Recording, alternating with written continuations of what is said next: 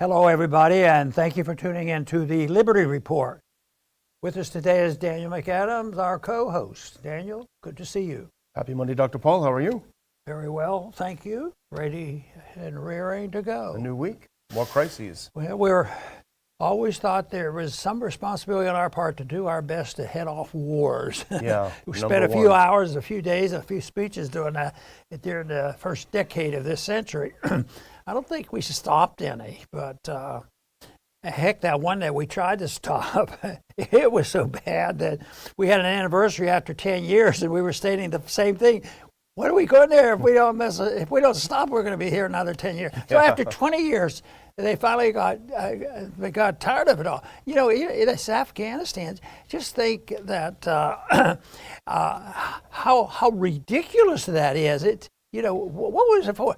So right now, what I'd like to make sure is, as if I had really the authority, is to advise to say that we shouldn't be looking for a battle and a fight in Ukraine. Yeah. And that's what it looks like. There's so much trouble over there.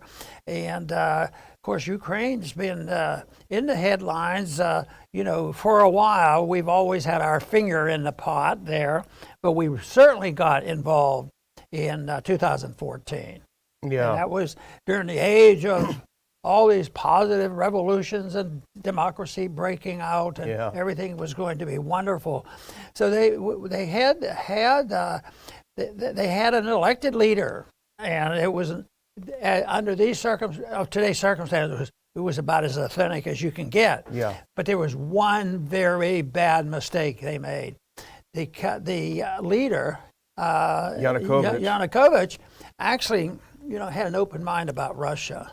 And so he had to go, and we took care of that. We participated in a coup, and we made sure that he was kicked out, and there's been more and more problems ever since, and we're still in the middle of this. Now it's getting hot and heavy. Troops lined up in each part. We have a lot of Russian troops there. We also have NATO people paying a lot of attention, but they think they can scare Russia, and that they can say, well, if you don't behave, we'll put more sanctions on you, as if sanctions will scare off Putin. So it's a hot spot. The markets have decided it's a hot spot, maybe hotter it was on Friday as it is at this moment, but it's still a hot spot, mainly because not so much that the fear mongering is Putin's ready to attack. See all the equipment. He's ready to march in, which I just don't believe that. I believe it could come to that. Yeah. But I don't believe that's his plan. But his plan is to stand down, NATO, and he has his legitimate beefs for national security for his country dealing with NATO. See, everything that Putin does is conspiratorial, aggressive, and nasty dictatorship. But anything the West does, anything that NATO does, there's peace-loving individuals spreading democracy and doing their best to take care of the world. Well, there's a few people who know that isn't true, and would like to help point out some of the problems that they're facing over there. We've come to a point where I think this is how superpowers die, and I think we're seeing it. Remember, after World War II, the Great British Empire didn't realize at first that it was no longer a great nor an empire. It was a very slow process whereby it found out that it didn't have the power that it once had, and it thought. And I think we may be seeing this kind of moment now with the U.S. and with NATO, but particularly the U.S. And I just want to back up just a little bit. And we're going to go back to 2014 in a bit. But at this current chapter, what we have is that the Russians delivered to the Americans a set of security guarantee requests. Here's what we would like to have so that we feel, this is an existential issue for us, so that we feel that we have our own security in our own country. A, promise us there won't be NATO expansion to Ukraine, and that you won't be stationing missiles and troops in Ukraine on our doorstep. The U.S. basically, the Biden administration, with its hubris, simply ignored it. They sent back a letter saying, go fly a kite, we don't even care, you can't tell us what to do. We're the Americans, we'll do what we want. And in response to being brushed off, the Russians then started to call Biden's bluff. And we'll talk about a little bit more what they did. But they said, this is a serious issue. You won't take us seriously, but we are serious now. And they've taken some steps to demonstrate that they're serious. The response of the Americans and NATO has been to keep screaming about a Russian invasion of Kiev is imminent. It's coming. It's coming. Putin says, no, we don't have any interest in invading Ukraine and taking Kiev. Even Ukrainian president said, no, they're not coming. They're not coming. The Americans insist they are because they keep pushing, not understanding the legitimacy behind the request. And I just want to do a couple of quick clips before I turn it back, because this is where we are now. Ukraine is terrified. The Americans have said, we are not coming to your defense. And here's their president. He's invited Biden, even as we evacuate our embassy, he's inviting Biden, please come to Ukraine. You'll see it's not so bad. Please come over here. And his own ambassador to London, let's do the next one really quick. And this has been back and forth. Ukraine could drop NATO bid to avoid war, ambassador tells BBC. So the Ukrainians are looking around at how they've been encouraged to be aggressive toward Russia. They're feeling a little bit like Hungary in 1956, when the Americans, when RFE/RL said, go on, poke the Soviets, come on, go ahead, we got your back, we got your back. And then when they did it, we said, we have no idea what you're talking about. I think you just made the case for the individuals who are in charge of Russia and the individuals in charge of Ukraine. None of them have a stomach and a desire and a wish, and they can't wait until they have this war going. Certainly the people that have to pick up the rifles and go to the trenches and will die over this, they're not involved in this. They never get to debate it. But these people are, but there are some real mercenaries about that, and they happen to make a lot of money off, hot cold wars, the hotter the better, scare the people. And boy, this past week, there was a lot of that, 12 hours from now, they're going to invade, and the troops are on there. Every time they say that the Russians are building up their troops, well, where? Oh, it's just on a border. It's in their country, and of course, where's United States? Are we in our country? Defending our borders? We don't even do that. Yeah. And our country deteriorates. At the same time, they're over there defending this position where the troops are there, but they're in the Russian territory. And but what I fear is that, yes, I don't think that somebody is there and they're counting down 10, 9, 8, 7, and then there's going to be the invasion and things are going to roll. I don't think it's going to happen that way. But that doesn't mean I don't worry about this thing breaking out, mainly because accidents happen. And sometimes accidents happen on purpose, and they're not accidents, they're false flags. And that is so common in our history. And the same thing, we're spreading democracy, and that was the whole purpose of 2014. If you listen to their public garbage, we're going to bring freedom and democracy to Ukraine. Unless you listen to the diplomats, Nuland and Jeffrey Pyatt, strategizing on how to get their guy in charge. I mean, it is so hypocritical, and so and I still say they're not calling up the troops, but what they don't realize is they're blind to this. They figure, well, if that happens, we're on the right and they're on the wrong, and we will face up to it. We'll call our troops out too, or somebody else's kids. I still like the best thing if. Of course, I was going to say anytime you vote for a war, you have to go fight it. But they don't even bother voting for a war anymore. They just march. But whoever directs them, they ought to be in the front lines. Yeah, they should. Well, sitting around yesterday, getting ready to watch the Super Bowl, even though they're not my teams.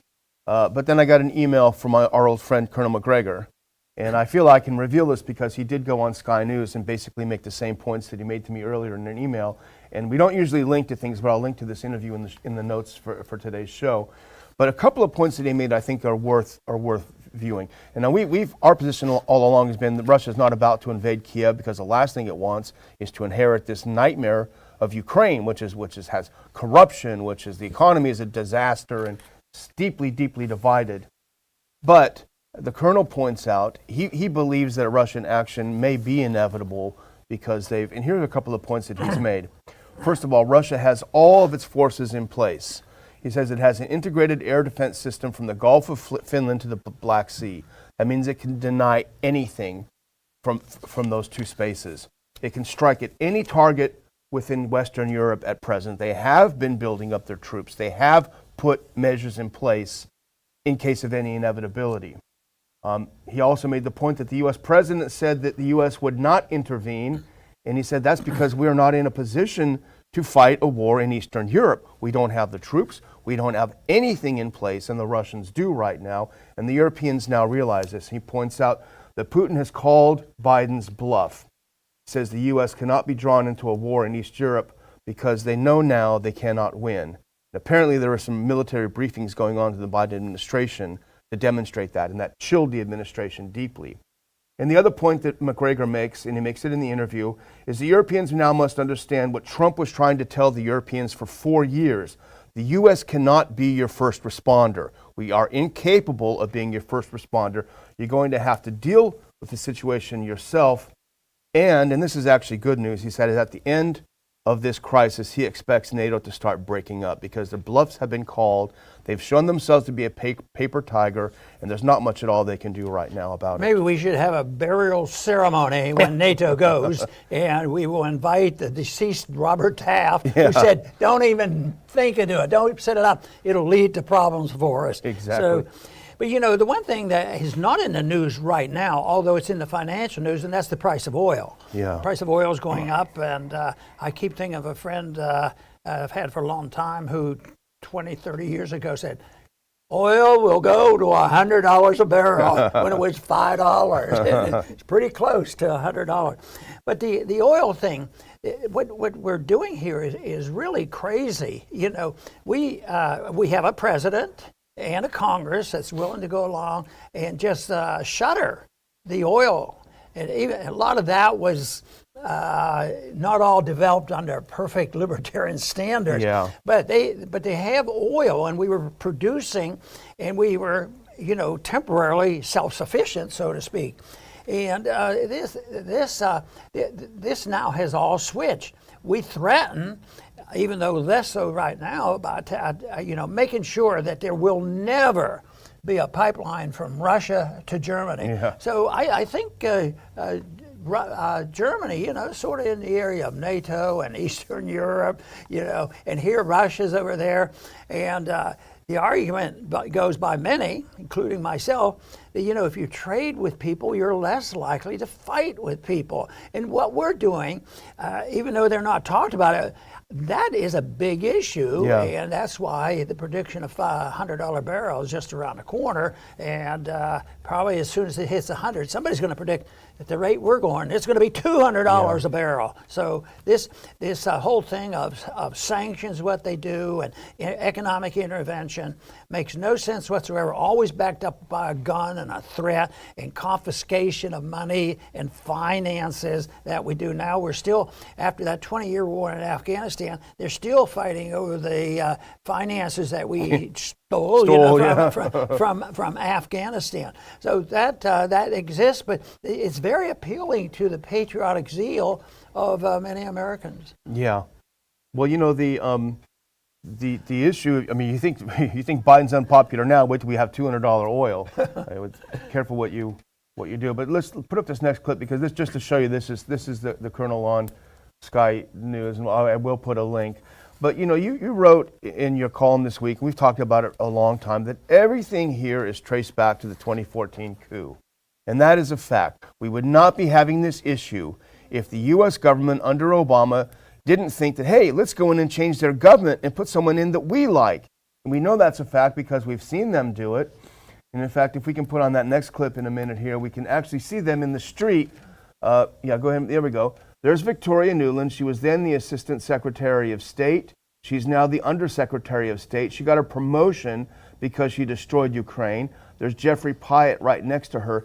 Here they are in the street offering food to the people who are attempting to overthrow their government. And think about this, Dr. Paul. Imagine that January 6th really was an insurrection here, rather than just a bunch of goofy guys in hats. It was a real insurrection, and senior Russian officials were down there handing out food and egging them on to overthrow the government. Can you imagine what it would feel like? But that's exactly what happened, and we can imagine what the people who live there, who voted for the person that we helped kick out, what they feel like. And here's the famous, let's look at this next clip. This is the famous leaked recording that Victoria Nuland had with Jeff Pyatt, the ambassador, where she says, blank the EU. And sure, here she is standing with the U.S.-picked leaders who came to lead Ukraine after the U.S. coup. She literally named the new government. Forget about voting. And you wonder why. This is the hangover from interventionism. That's right. And now they're getting reinforcements and moral support. Hillary's back. Hillary's back. And she did a great job in Africa, Libya. And of course, she was, I think, still Secretary of State when this happened. So she really was responsible. But she looks like she wants to get back into action. But anyway, it is the principle that has prevailed, and it's not been a monopoly.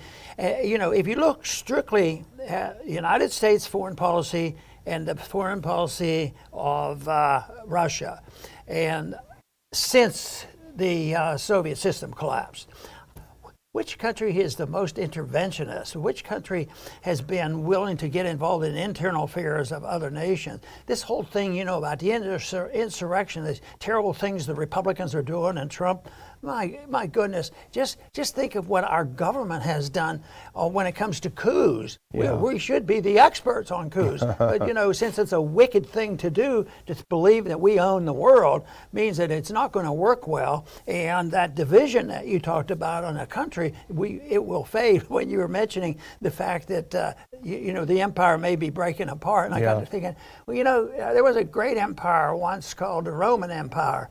And it didn't fade overnight. It split in two for a long time.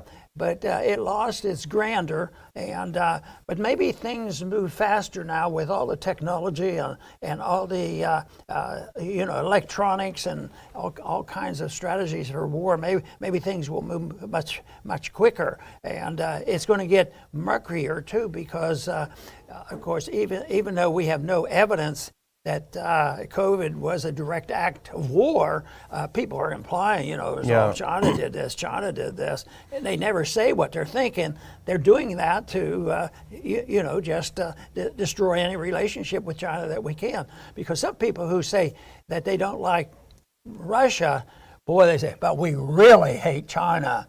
And that's not the way to peace and prosperity. That's something we've been sort of striving for. It looks like we need to speak louder or more friendly or more persuasive, or what should we do?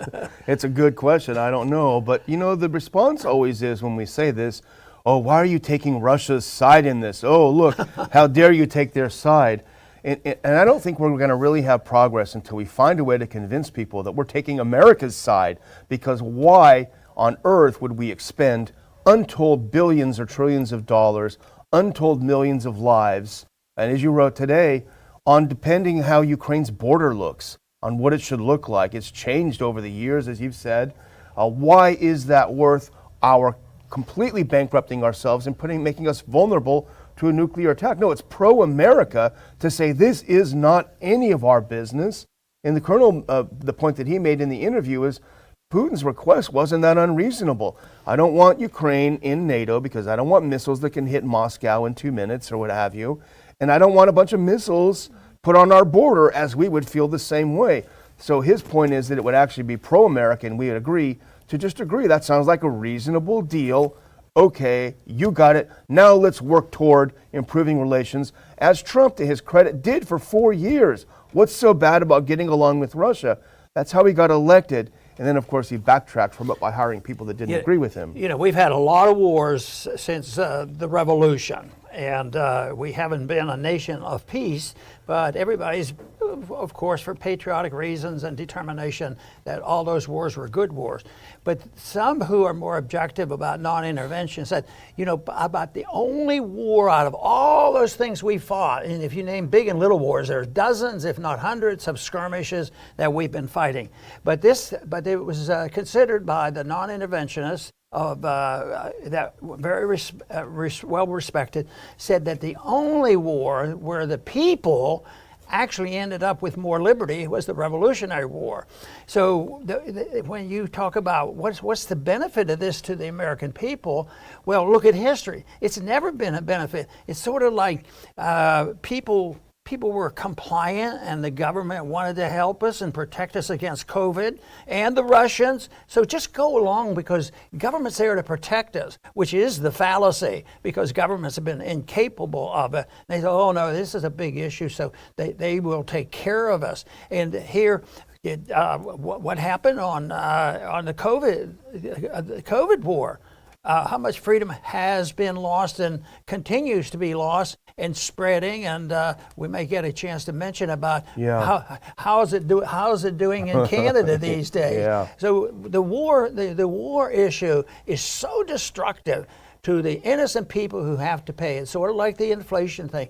All the good reasons why you have to print money, and the philosophers in the colleges says deficits don't matter, just continue to do it. Then now, what do we have? The payment is due, and it comes across with high prices for the middle class and the poor. Yeah. Well, you mentioned Canada. Let's skip that next. We want to go to the next one. We have Trudeau's face, just so we can have a look at the esteemed Prime Minister of Canada. And this is big news. This happened today.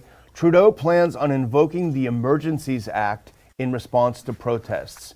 And this will give him broad authority to basically go in and bust up these protests. And someone else, this is not my original idea, but I'm going to steal it. They made the good point. We went from a small fringe minority to a national emergency pretty quickly on this, didn't we? So his whole idea that this is a small group of Nazis who are trying to take over is kind of belied by the fact that they have taken over all of the border crossings virtually between the U.S. and Canada, and the whole country's been at a standstill for 3 weeks. So now what is he going to do? He may even pull in the military. That would be amazing. Talk about a Ceausescu moment. The whole issue there is the fact that the people go with good intentions and they're going to take care of us. And I wonder whether they have a name for that. I glanced at this one headline. It says the Emergency Powers Act. That's not nearly as fancy as the Patriot Act. Yeah. At least our politicians were more creative and deceptive. The Patriot Act. I had one member of Congress. I said, why are you voting against this? You don't even believe in this. He says, how can I go home and tell my constituents I voted against the Patriot Act in the middle of the 9/11 crisis? Well, maybe you ought to assume that's part of your job. Yeah. Is explain to. But anyway, it's always done with good intention.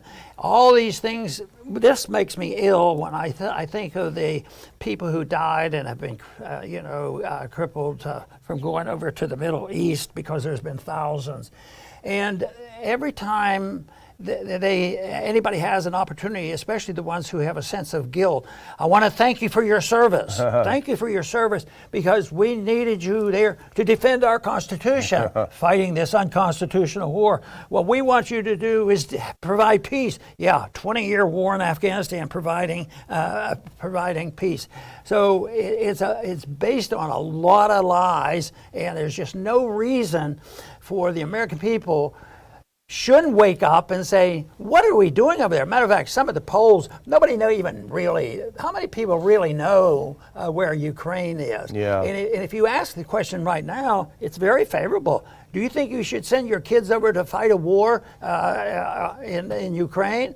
There's not that many Americans that are doing this, no. But yet the policy marches on. What we need are more truck convoys when they know what to talk about, and to convoys for peace. That's what we need. I think what's great about the Canada thing is that there's no way Trudeau can win. He can only back down. And for that matter, why won't he back down? Why won't he just say, you know what, it's probably a good idea, let's drop all the mandates? Because everywhere else they're dropping like flies, but he's steadfast. He's going to hold on. But they have the creativity on their side. They have momentum on their side. So basically, Trudeau is stuck playing whack-a-mole. He opened one bridge and then another one closes. He opens here, then this gets shut. And they can go on forever. They have the support of the people, or a good portion of the people. So it's not a game he can win. Everybody but him probably knows that. The Conservative, the opposition in Parliament, is now very strongly pushing him and urging him, and even his own party, people are starting to turn against him, saying, just drop the mandates. What's the big deal? Why not back down? And when you look at the details of what kind of authority they have to use, it's with total violation of civil liberties and rights. And they say, no, you're breaking the law, when you're closing down a highway. And technically, probably true. Yeah. But why in my mind is that permissible? It's nonviolent, peaceful protest with the understanding that they are breaking a law, and if you're going to get a ticket, fine and dandy. But this whole thing is based on the fact that people don't understand what the power of government does. And so often, as I think this through the best I can, on how you get better people to do the right thing, I don't think writing a new law is going to do it. There's a lot of shortcomings in our Constitution. So people say, well, we should get a bunch of people together and rewrite the Constitution. And I used to think that, well, that sounds reasonable. Maybe we'll send some good people. But it's the people themselves that go to Washington. If you have a lot of individuals going to Washington, being involved, that were people of character, we probably could survive with our Constitution. Yeah. And because we'd get rid of 80% of the government, we would say, if it's not authorized, you're not allowed to do it. Yeah. And yet nobody's coming to that point. But you know what's going to happen? We won't be able to afford it. That's when the split comes. That's when the split comes, and that's why they've run out of wealth, and you have somebody getting it, and you have, the blues and the reds, and it's getting angrier and angrier. And if you take a guy like Trudeau, and he brings in violence and starts killing people, believe me, it's going to be a very serious matter. Yeah, let's hope it doesn't get to that. Well, I think the last thing we want to cover is kind of how the COVID thread continues to unravel with some pretty amazing results. And let's look at this next one if we can. Who did you ever think, Dr. Paul, that you would see this headline in the Washington Post? Mask mandates didn't make much of a difference anyway. What we were saying all along, which you would get canceled, kicked off Twitter for saying masks don't work, it doesn't make a difference. Now the Washington Post is saying it. And I haven't shown you this before the show, Dr. Paul, but if I were you, I would just hold on to your seat because put up that next clip, please.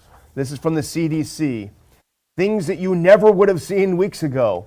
This is a release from the CDC saying, if you test positive for COVID and are at risk of becoming sick, contact a health professional right away to determine if you may be eligible for treatment. Don't delay even if your symptoms are mild right now. Treatment must be started within the first few days to be effective. And here's a doctor on Twitter who's tweeting it. She says, funny, CDC never talked about early treatment until there was a big pharma solution 2 years in. All of a sudden, the CDC is talking about treatment. Sounds like surrendering. Yeah. They've surrendered to common sense, and because before, for 2 years, they would build up this fear-mongering attitude, and they say, you need a shot. Everybody has to have, the COVID shot. Yeah. And then after that, it was, did you have your booster? Yeah. And now, it's, I think the evidence is pretty strong that those individuals that have had more than one booster are much more prone to get myocarditis and serious complication. So but still the problem in here still exists. Where did the unions get so much power that they can destroy the kids they're supposed to be taking care of and deny the freedom to the kids? So the governors say, oh no, technically we can't do anything. And it may be difficult, but you just have to get rid of the local people who are in charge. If you can't have your governor change his mind,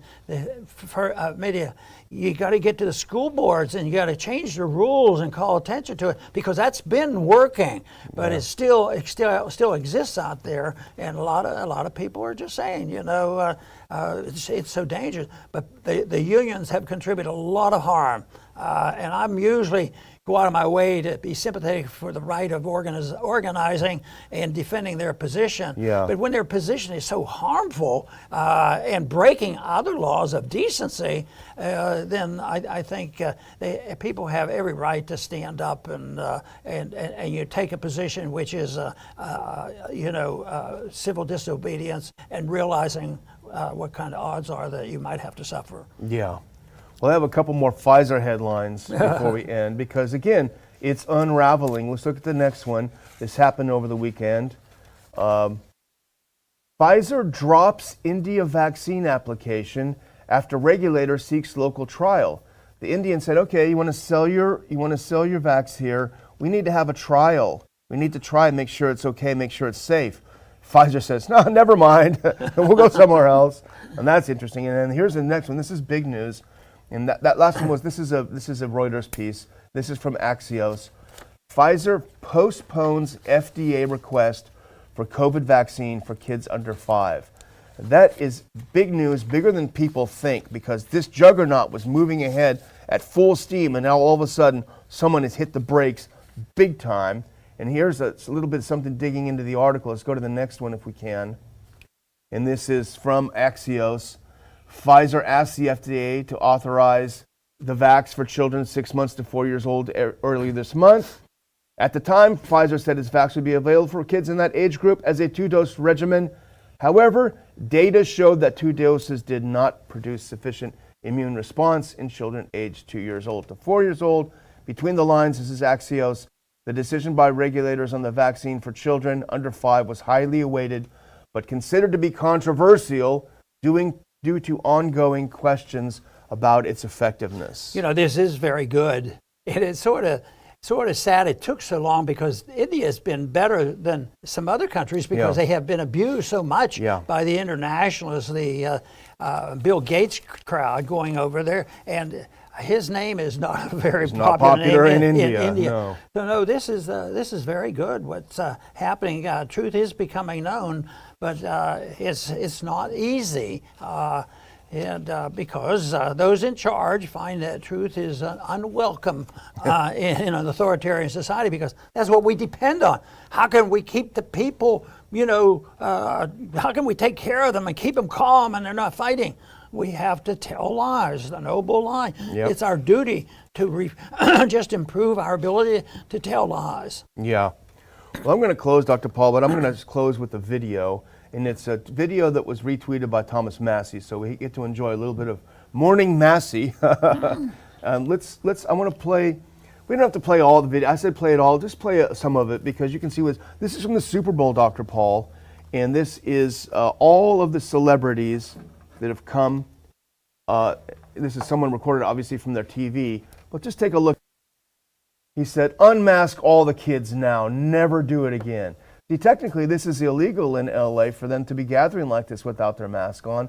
And here they are, all the fancy people, all the super wealthy people, they don't have a mask on, nowhere in sight.